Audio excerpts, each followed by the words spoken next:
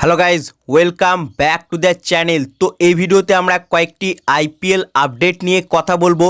বেশ কয়েকটি টিমে প্লেয়ার পরিবর্তন হয়েছে। আইপিএলের মাঝপথে বেশ কয়েকটি টিম নতুন প্লেয়ারকে তাদের স্কোয়াডে অ্যাড করেছে, সেগুলো নিয়েই আলোচনা করব। তো প্রথমে কথা বলা যাক চেন্নাই সুপার কিংসকে নিয়ে। তো চেন্নাই সুপার কিংস তারা তাদের স্কোয়াডে অ্যাড করেছে ডেওয়াল ব্রেভিসকে। হ্যাঁ ফ্রেন্ডস, গুরজাপনীত সিংয়ের রিপ্লেসমেন্ট প্লেয়ার হিসেবে সাউথ আফ্রিকান ব্যাটার ডেওয়াল ব্রেভিসকে স্কোয়াডে নিয়ে এসেছে চেন্নাই সুপার কিংস।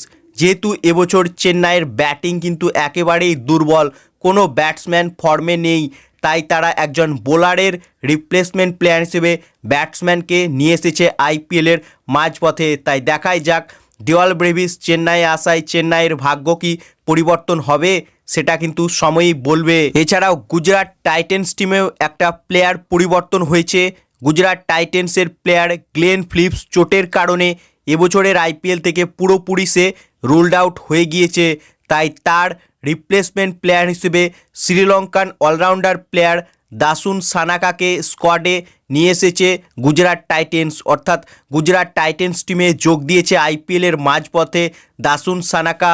এছাড়াও সানরাইজার্স হায়দ্রাবাদ টিমের স্কোয়াডেও একটা প্লেয়ার পরিবর্তন হয়েছে, যেখানে অ্যাডাম জাম্পা চোটের কারণে রুলড আউট হয়ে গিয়েছে।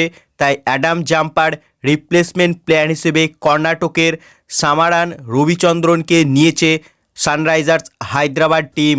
এবার কেকেআর টিমের কথা বললে এখন কেকেআর টিমের সময় চলে এসেছে আন্দ্রে রাসেলের বিকল্প প্লেয়ার খুঁজে নেওয়ার।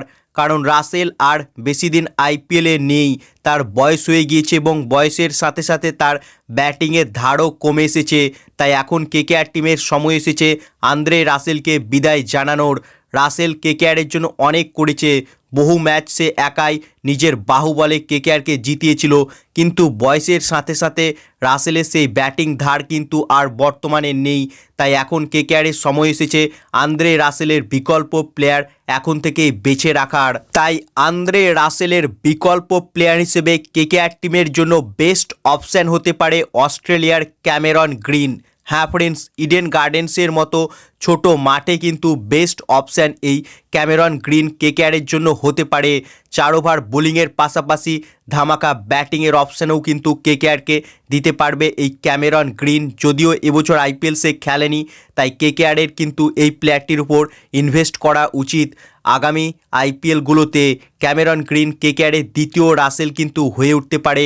ইডেন গার্ডেন্সের মতো ছোট মাঠে কিন্তু এই লম্বা চওড়া ব্যাটসম্যান কিন্তু ধামাকা ব্যাট করতে পারে। Opening, middle order, lower order যেখানে খেলাবে কেকেআর সেখানেই কিন্তু খেলতে পারবে এই ক্যামেরন গ্রিন। তাই রাসেলের বিকল্প প্লেয়ার হিসেবে অস্ট্রেলিয়ার এই ক্যামেরন গ্রিনের উপর ইনভেস্ট করা উচিত কেকেআরের আগামী আইপিএলগুলোতে। বাকি তোমাদের মতে আন্দ্রে রাসেলের বিকল্প প্লেয়ার হিসেবে কোন প্লেয়ারটিকে কেকেআরের স্কোয়াডে নিয়ে আসা উচিত আগামী আইপিএলে?